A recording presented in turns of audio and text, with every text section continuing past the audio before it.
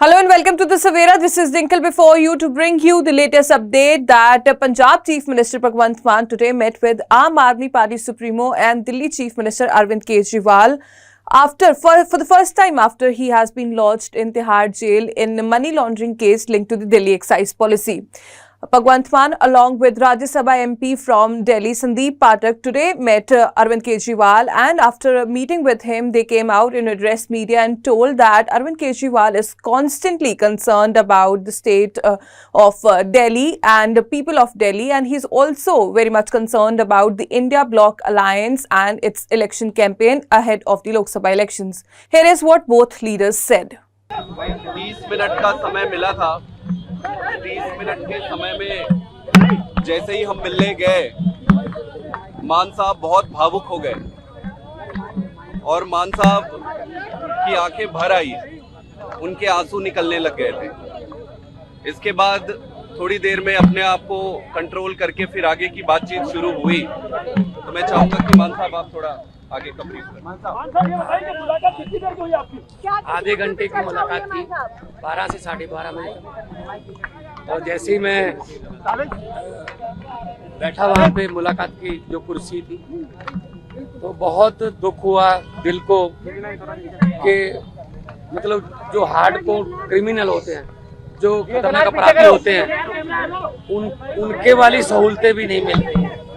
मतलब क्या कसूर, क्या मतलब अरविंद केजरीवाल का कसूर क्या है? मतलब उसने अस्पताल बना दिए, यही कसूर है। उसने मोहल्ला क्लिनिक बना दिए, यही कसूर है। उसने बिजली फ्री कर दी, यही कसूर है। उसने स्कूल बना दिए, यही कसूर है।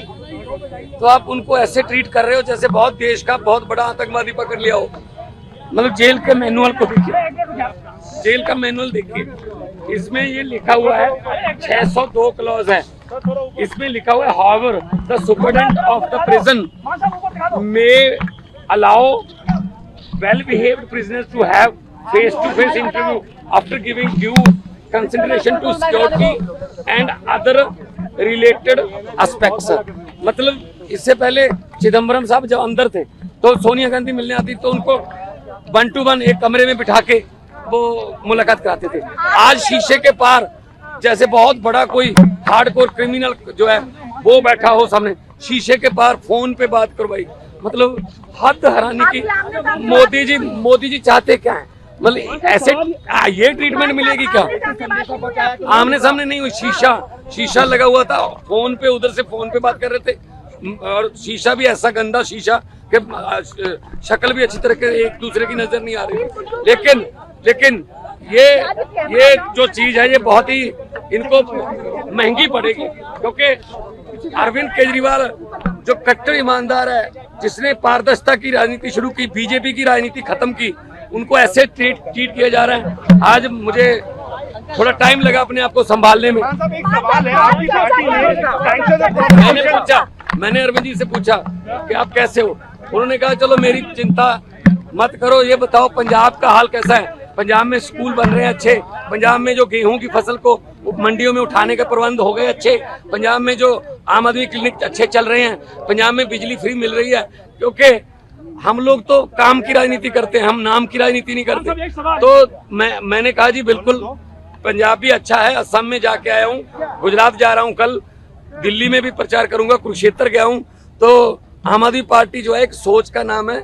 अरविंद केजरीवाल एक व्यक्ति को तो गिरफ्तार कर लोगे, सोच को कैसे करोगे उसकी गिरफ्तार? आपकी पार्टी ने सैंक्शन प्रोसीक्यूट दिया था कन्हैया कुमार के लिए, वो खुद दिल्ली से इलेक्शन लड़ रहे हैं। ये तो इंडिया गठबंधन का अपना फैसला है जी। पार्टी के लिए अपोज नहीं किया। कह रहा है कि केजरीवाल के जेल में आने के बाद पार्टी में भगदड़ मच चुकी है। कौन कहता है भगदड़ मच चुकी है?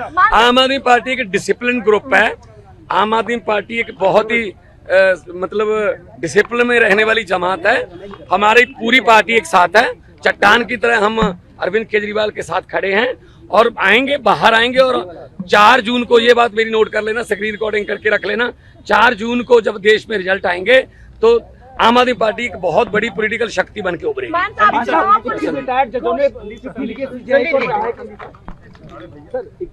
आज जब सर से मिले तो हम सबने पूछा कि सर आप कैसे हैं, आपका हेल्थ तो ठीक है, आप कैसे हैं?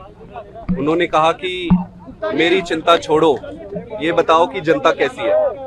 उन्होंने पूछा कि क्या जनता को फ्री में जो बिजली मिल रही थी वो कंटिन्यू है, मिल रही है। उन्होंने पूछा कहीं बिजली कट तो नहीं, पावर कट लग तो नहीं रहे। उन्होंने पूछा कि अस्पतालों में जो दवाइयां मिल रही थी क्या वो दवाइयां अभी भी मिल रही है। उन्होंने पूछा कि बसों में जो यात्रा हो रही थी फ्री में महिलाओं को क्या वो अभी भी कंटिन्यू है। उन्होंने सारी चीजें पूछी कि दिल्ली का हाल कैसा है, जनता कैसे है, और हमने एक एक चीज उनको बताया। उन्होंने ये भी कहा कि अगले हफ्ते से वो दो मंत्रियों को बुलाएंगे और दो मंत्रियों को बुलाकर दिल्ली के सारे कामों का रिव्यू करेंगे।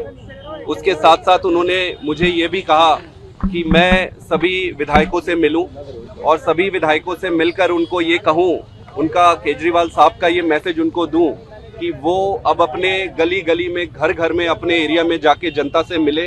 किसी को कोई तकलीफ नहीं होना चाहिए, किसी को कोई दुख नहीं होना चाहिए। आज तक जितनी सेवा करते आ रहे थे उससे 10 गुना ज्यादा सेवा करना है। उन्होंने ये भी कहा कि वो जल्दी बाहर आएंगे और जब भी वो बाहर आए जो 1000 रुपए प्रति महीना सभी महिलाओं को देने का वो वादा और बजट पास जो उन्होंने किया है उसको वो पूरा करेंगे। मतलब पूरे समय वो सिर्फ यही पूछते रहे कि दिल्ली की जनता कैसी है, जनता कैसे है, जनता में क्या चल रहा है, सब सुखी तो है ना। सबसे बड़ी बात ये कही कि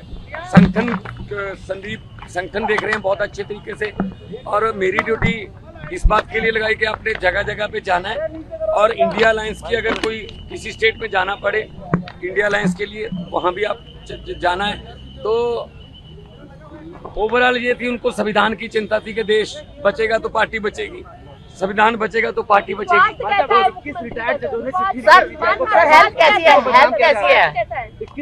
ने चिट्ठी लिखी सीजीआई को, कहा कि जुडिशरी को बदनाम किया जा रहा है। देखो पता क्या है, देश में जो हालात हो गए हैं, किसी को पूछ लो, दुकानदार को पूछ लो, वो भी कहेगा गलत हुआ है, ये गलत हुआ है। अरविंद केजरीवाल को गलत उन्होंने अंदर करा है। ये सिर्फ और सिर्फ चाहते हैं विपक्ष ना हो, हम ही इलेक्शन लड़ें और हम ही जीतें। ये तो फिर पुतिन वाली बात हो गई ना, फिर डेमोक्रेसी कहाँ गई, ये तो डिक्टेटरशिप हो गई। तो इसलिए हम लड़ेंगे, देश के लिए लड़ेंगे, देशभक्त लोग हैं हम।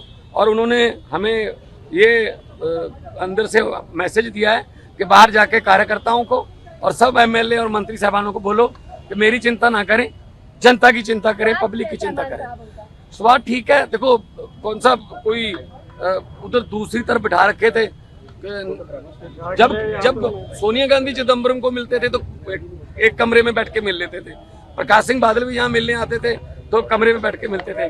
पता नहीं क्यों दुश्मनी इतनी है कि हमें आतंकवादियों की तरह ट्रीट किया जा रहा है। कोई बात नहीं, हम वो पत्ते नहीं जो शाख से टूट कर गिर जाएंगे। आंधियों को कह दो अपनी औकात में रहें। That's all for now. For more updates, stay tuned to The Savera.